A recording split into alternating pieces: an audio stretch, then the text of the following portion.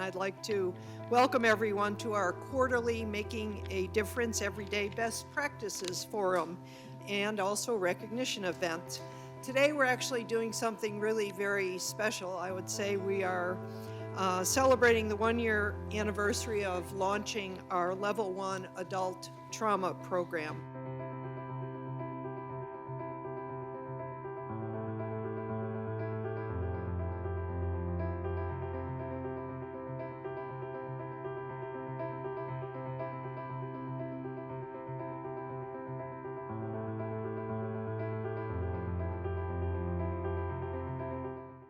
To me, this forum is a gift to Mike and I to personally thank everyone that works so hard to give us the proper care.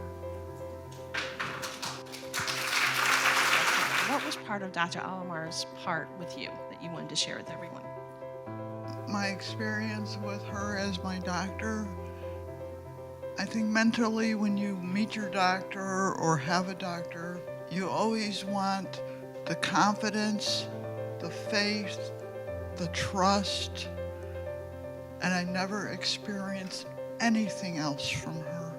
Actually, I had tears in my eyes, but I composed myself for you. And then I introduced myself again for the third time, and I said, my name is so-and-so, and I know you don't remember me. And you were like, well, I do remember you. I remember your voice. I remember your smell. I remember more than you know. And then we spent the next hour or so just discussing your story. And I asked you, how much do you want to know of your story? And you said everything. And so to be part of that, to be able to tell you your own story, to be able to tell you exactly what happened, is a privilege. And the number of people, many of whom are in this room and many of whom are not, who participated actively in your care to get you here today. The great privilege that we all have of taking care of people and seeing people recover after some of the worst days of their life is one of the joys that we all have, taking care of people and remembering that there are people, it's not a broken limb or traumatic brain injury, but people who are attached to families. In the case of Michael, he was very critically injured when he came here. He had a severe pelvic fractures. That means basically that the lower extremities are disconnected from the spine. But initially, the first step is try to stabilize the patient a little better. It's like one step at a time. And every time that the patient is a little more stable, you continue with the next step, that is to start the reconstruction. A little bit and a little bit and a little bit. What made a difference to you? These guys, I mean, David, that guy there, he was awesome. This is the only guy that came and told me about Moni. I really put myself in your guys' shoes, and specifically Michael, as I was taking care of you. I thought about what if it was me in that bed and it was my wife down the hall. I know I would be saying, how is Elaine? How is Elaine, my wife? And so I really felt for you, and I had 15, 20 other things I had to do at the same time, but I also made sure that you felt reassured that I was going to check on her. The staff here, everyone, not just the doctors, but everyone here, they really took the time to listen to us. They would pull us together as a family and answer all of our questions and take the time to listen to our concerns and address all of our concerns individually. They created a network and a feeling of trust.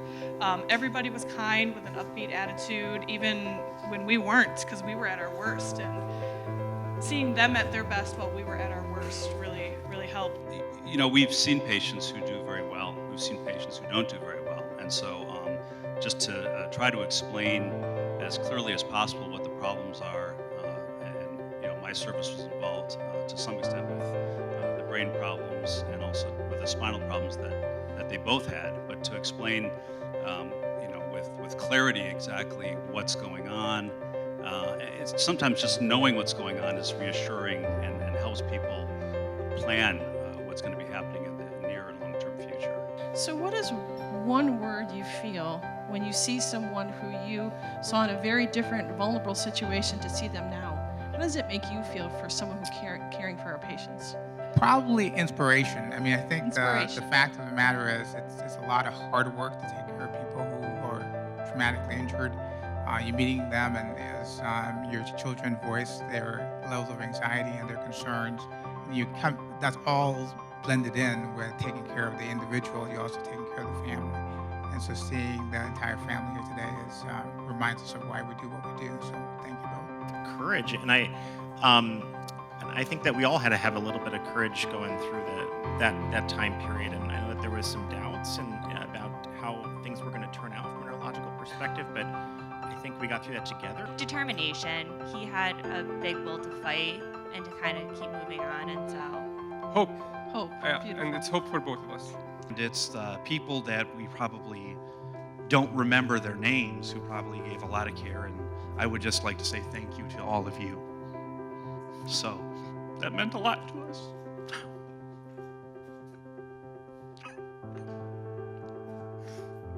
I mean, we still have our mom and dad, and we'd like to thank you.